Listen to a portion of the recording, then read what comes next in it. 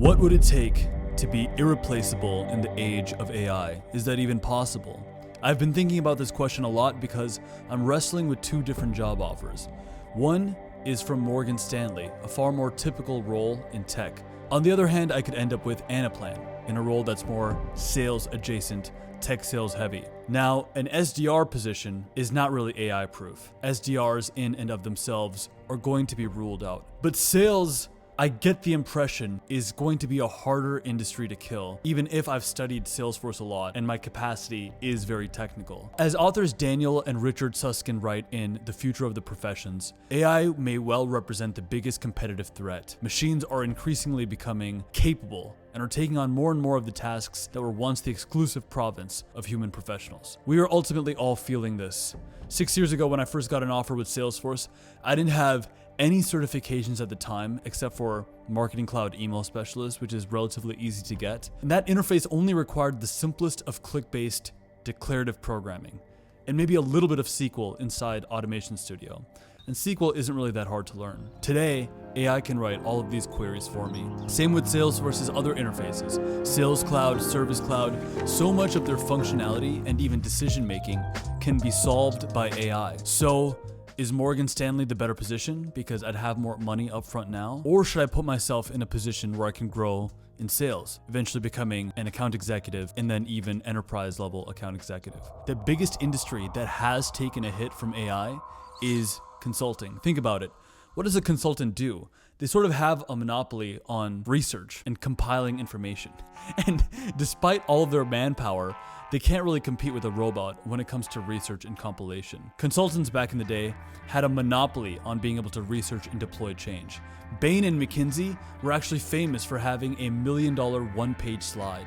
A single PowerPoint slide that they claimed was so valuable that it was worth $1 million in consulting fees. They'd have a harder time making that same argument now. These bots, their natural feature is to consolidate information. A consultant is suddenly much less rare. They're not the only ones who can process data and use it to tease out insights. Even in my own fitness journey, at the end of July, ChatGPT was actually more instrumental in me dropping 4 pounds of fat than even my personal trainer had been for a long season of my life. And that's because at 8 p.m. when I'm coming home from a lift, when I'm coming home from a workout, I actually could talk to Chat about what meal would serve me best. And I would take photos of the salad that I was making and it would motivate me. It would say things like, this meal is gonna help get you peeled.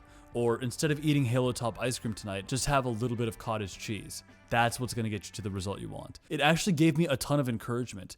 And my trainer, as great as he was, couldn't be there for me like every minute of every day, whenever I want. I want to talk about what it would take to last throughout these changes, what it would take to become irreplaceable in the age of AI. I do think there's a way forward to make money and create wealth, but we're gonna have to move fast because the industry of technology, the innovation of change, it's all speeding up and we're going to have to move faster to keep up with the times. Part 1, Lessons from Dune. In the universe of Dune, Frank Herbert mentions the Butlerian Jihad, events that took place before the proceedings of the first book, in which humans waged war against robots, and they were ravaged in the process. Now, the humans survived, they made it, they ultimately won, but since that time, they had a devastation occur, and they had to be very careful around computers, to the point where they had mentats, who were human computers to process information, to stay away from robots of all kind. Ultimately, this meant the world became so advanced that they had to revert back to primitive ways, warfare with knives and force field shielding. Even guns and lasers didn't really work because if a laser hit a force field shield, it would create like a mini atomic explosion. Above all else though, there was a threat that was recognized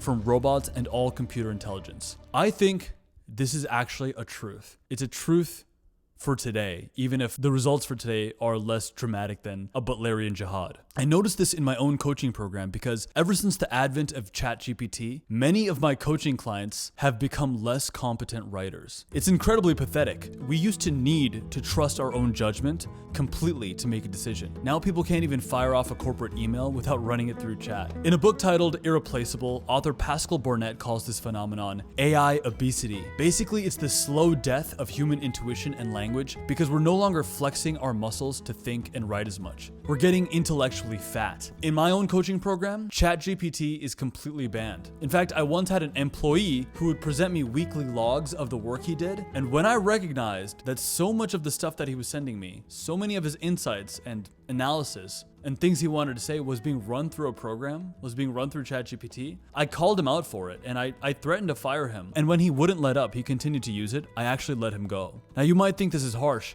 but if you don't have the confidence to trust your own words fully, you can never connect with a person. In fact, I would argue that you can't even know yourself. You need to read and write to know who you are. And if you don't see that, you are intellectually weak. You might be able to get away with it for a little bit, but slowly you will come to realize your self-reliance and inner trust with your language is entirely gone. Any hope of the divine or inner creativity of the fire within has been eaten up by intellectual laziness, by letting yourself get wheelchaired around by an AI prompt. So what's the solution to this? The answer is that you must write every day and every week. You must ask yourself questions and then formulate your own responses to them. Instead of asking a question and immediately turning to research, or even worse, turning to a prompt, listen to the silence and try to get a response from yourself, from within. You would be surprised by how many questions in your life you are able to answer. Whether it's, how can I train for a triathlon? How can I get faster? How can I get jacked? I mean, it could be so many different things. How do I get a job? Instead of turning to ChatGPT, wait in the silence and see what comes out. And if nothing comes out, then you should read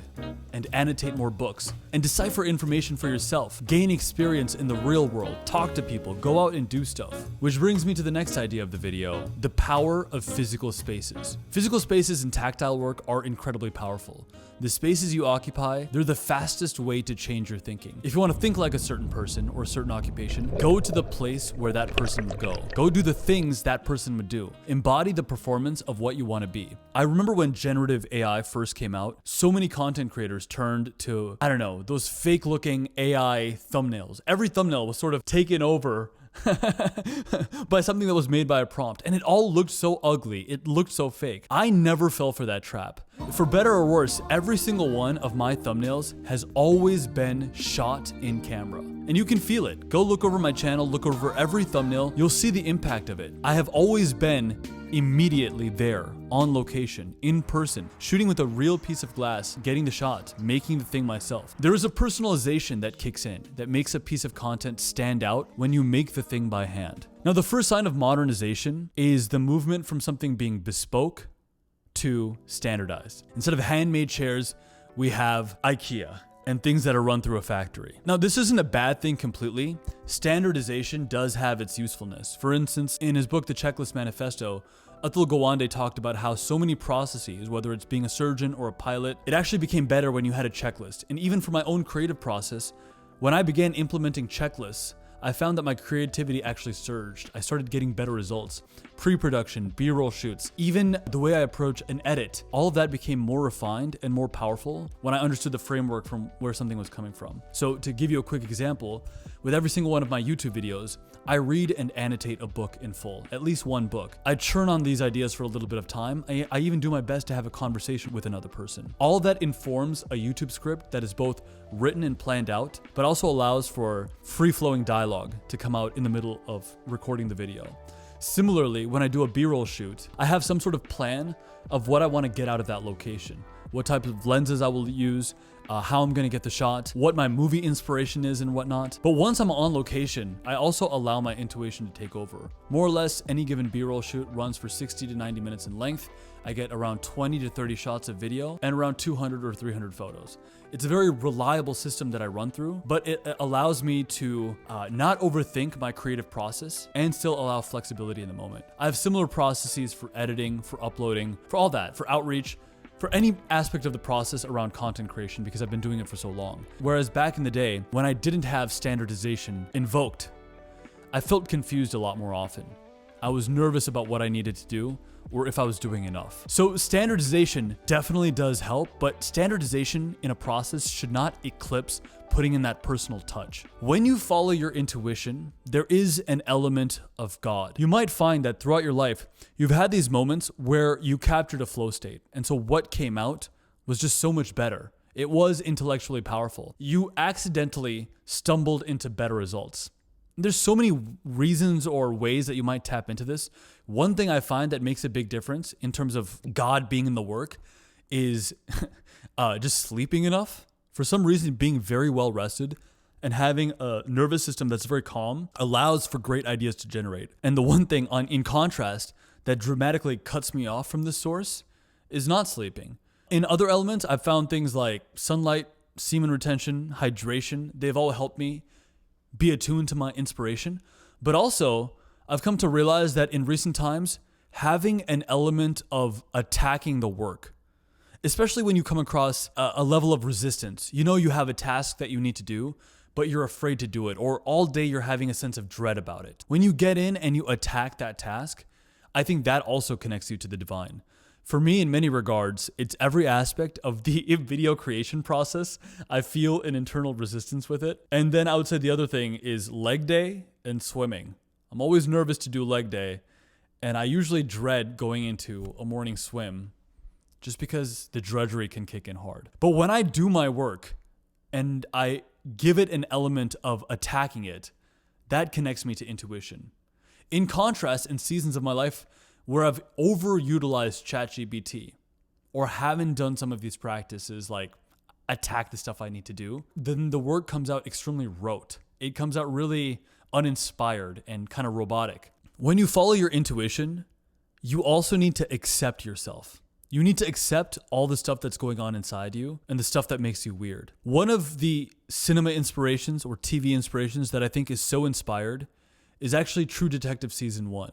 For anyone who's seen it, you would know Nico Palazzito, whatever his name is, was incredibly strange with the decisions he made around that show. For the first season of True Detective mixed Southern Gothic horror with a classic detective story. Even though the story had a different framing device, it was broken across time with the sort of interview interrogation format. But to mix Southern Gothic horror, I mean, there were even implications in that show of like mummification and some really dark stuff. And mixing that with a detective story set in the South with Matthew McConaughey as the lead, just coming up during his resurgence, that was a strange decision. I would say there was an element of God or self-trust in that an AI prompt could not readily communicate. Similarly for me, even though I'm not a cinema genius, I've always had it in my heart to make an adaptation of William Shakespeare's Much Ado About Nothing, but set it during imperialist era India.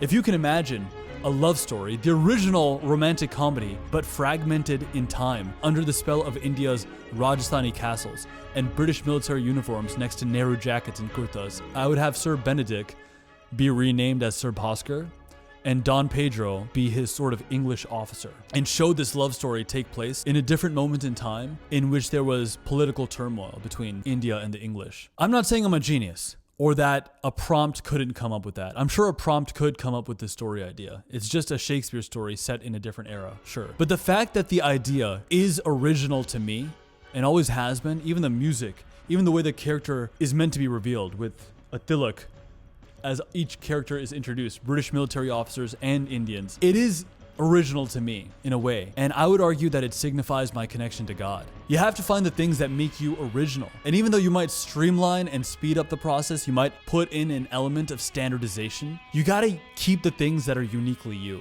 That's the only way to be irreplaceable in the age of AI. Which brings me to the final idea, and one that's a bit more tactical. The next thing you need to learn will constantly reveal itself to you. Especially if you interact with physical spaces and real people, you're gonna find you're gonna stumble into your next idea very readily. A big part of what makes us us and separates us from these machines is the fact that we occupy physical spaces. These machines, they live in systems, they live online. They're powered online. We're powered by something else. We're powered by the sun and by food. They can't get into the brick and mortar and the dust in the ground that makes our world ours. Minnesota, Stillwater, St. Paul, the Mississippi River. The fact that this state is the way it is and I grew up in it, the Hindu Mandir, the Gita Ashram of Minnesota.